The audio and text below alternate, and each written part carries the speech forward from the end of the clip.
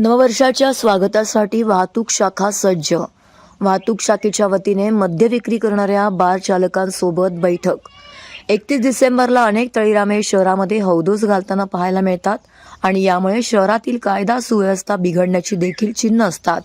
या अनुषंगाने ठाणे वाहतूक शाखा आता या न्यू इयर सेलिब्रेशनच्या दिवशी कायदा सुव्यवस्था अबाधित राहावा यासाठी पावलं उचलताना पाहायला मिळतात.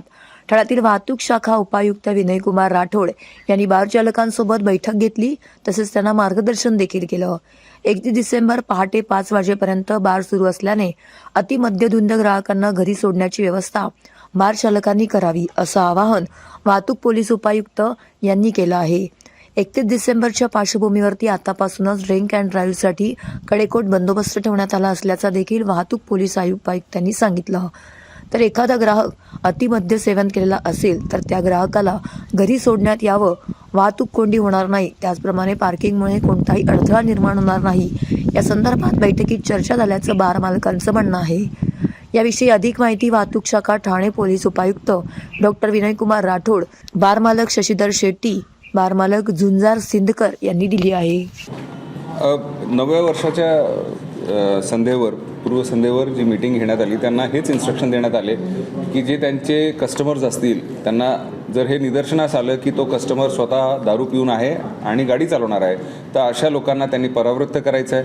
त्यांच्याकडे ड्रायव्हर्स मुबलक प्रमाणात त्यांनी एक्स्ट्रा ड्रायव्हर्स ठेवावे, जेणेकरून त्यांची गाडी जर स्वतःची गाडी असेल तर ड्रायव्हर प्रोव्हाइड करून त्यांना ते घरी सोडतील. तशा परिस्थितीत नसेल तर टॅक्सीचा उपयोग करावा. तेही नसेल तर अशा ठिकाणी त्यांना कुठं रेस्ट करण्यासाठी, जेणेकरून जेव्हा त्यांचं इन्फ्लुएन्स जो तो कमी जाईल मग नंतर घरी जाऊ शकेल. त्यानिमित्ताने एक हे सांगण्याचा प्रयत्न केलेला आहे की तो स्वतःच्या जीवाला धोका निर्माण करत नाही. गाडी चालवत असेल मद्यधुंद अवस्थेत तर इतर लोकांच्या जीविताला सुद्धा तो धोका आहे आणि त्यामुळे तो त्यांचं कर्तव्य आहे की अशा लोकांना दारूच्या नशेत असताना कोणत्याही प्रकारे गाडी चालवणार नाही याची खात्री त्यांनी करायची. कोणकोणत्या विभागातनं हे आज हॉटेल व्यावसायिक आले होते आणि त्यांना देखील नोटीस देखील दिली जाणार आहे का नियमाच्या अटी शर्ती पाळण्यासाठी? त्यांनी कशा प्रकारे प्रतिसाद आपल्याला दिला? त्यांनी अतिशय चांगला प्रतिसाद दिलेला आहे. त्यांना ह्याची जाणीव झालेली आहे आणि त्यांनी आम्हाला सकारात्मकदृष्ट्या 100% त्याचा प्रतिसाद देणार आहेत.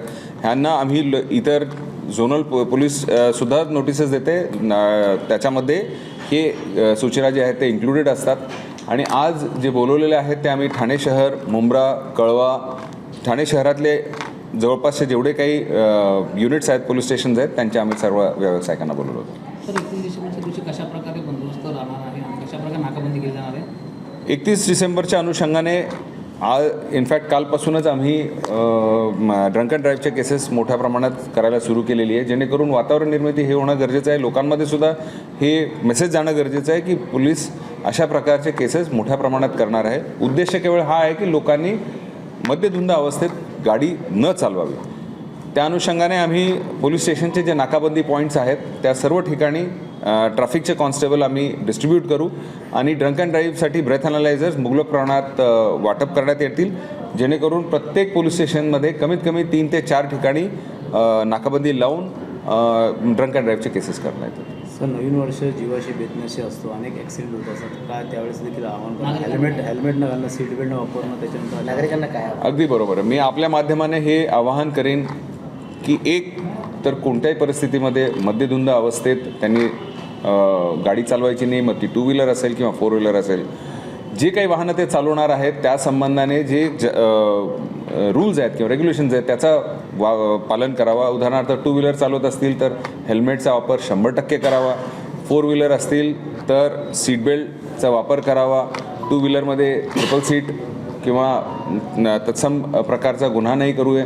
त्याचबरोबर कोणत्याही परिस्थितीमध्ये गाडी रॅश ड्रायव्हिंग 2 व्हीलर असो किंवा 4 व्हीलर न करावा. अशा प्रकारे बैठक झाली ते DCP ऑफिसला.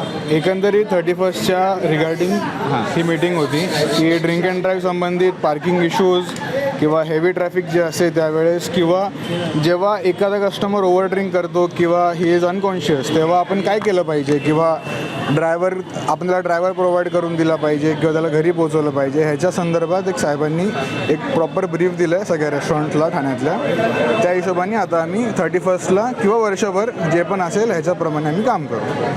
पोलीस द्वारा ये सूचना दी कि ड्रिंक एंड ड्राइव करू नका आपको समझो ड्रिंक करने के तो आपके साथ एक ड्राइवर को लेके आओ, नहीं तो रिक्शा से ले लो, टैक्सी से ले लो। प्रॉब्लम मत करो और किसी को जीवहानि मत करो, क्योंकि आपका पीछे आपका फैमिली आपके लिए वेट करते रहता है। आप लोग प्लीज़ 31 है, सबको नया साल मनाना है, लेकिन एकदम सेफ्टी और ट्रैफिक को सबको इज्जत करते आगे जाओ। आप लोग को भी अच्छा है, पुलिस डिपार्टमेंट को भी अच्छा है। पुलिस लोग ने जो सूचना दी है, किस तरीके से आपके द्वारा पालन किया जाएगा?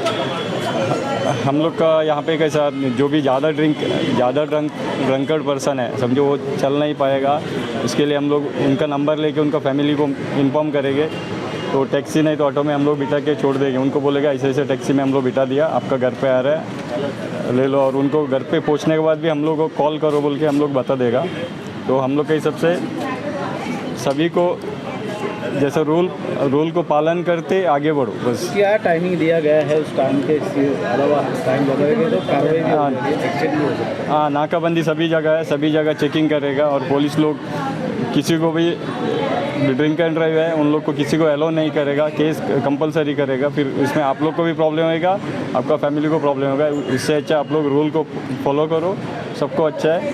होटल का टाइम क्या रहेगा? होटल का टाइमिंग 5 o'clock का मॉर्निंग तक दिया हुआ है, लेकिन कस्टमर कैसे रहेगा वो हिसाब से हम लोग चालू रखेंगे। 5 o'clock मीन मॉर्निंग तक चालू नहीं रखेंगे, कस्टमर रहेगा तो रखेंगे, नहीं है तो हम लोग जल्दी क्लोज कर देंगे। नाम सर? मेरा नाम शशिधर शेट्टी, दरिया सागर होटल से।